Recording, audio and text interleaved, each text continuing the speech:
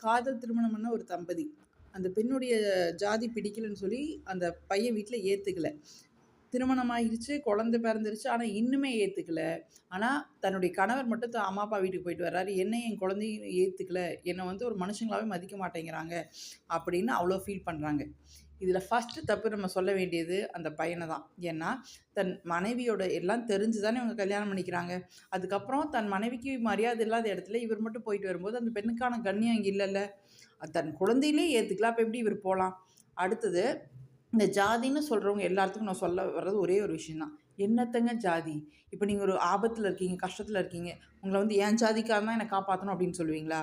ஒரு ஹாஸ்பிட்டல் உயிருக்கு போராடிட்டு இருக்கீங்க. அப்போ யாருடைய ரத்தம்? என் ஆளுகளா அப்படின்னு பார்த்தா சொல்லுவீங்களா? இதெல்லாம் மனுஷங்களா பிரிச்சுக்கிட்டது தாங்க. நான் என்னுடைய அனுபவத்துல சொல்றேன் கேளுங்க. என் வீட்ல பெரியவங்க சொல்லுவாங்க, "நீ என்ன இந்த இதுல பிறந்துட்டு நீ இவ்ளோ சிம்பிளா இருக்க?" அப்படி இப்படின்லாம் ரொம்ப பேசுவாங்க. ஆனா எனக்கு அவங்கலாம் அது பேசினனாலேயே எனக்கு அது மேல ஒரு வெறுப்பு வந்துருச்சு. அதே மாரி என்னுடைய கஷ்டமான ஒரு ஹார்ட் டைம்ஸ்லலாம் எனக்கு கை குடுத்தது, யாரு என்னன்னே தெரியாதவங்க தான். நான் உயிரோடு இருக்கறதுக்கே காரணம். அதனால இந்த ஜாதி இதெல்லாம் பேசி இருக்கிற வாழ்க்கைய வேஸ்ட் பண்ணாதீங்க.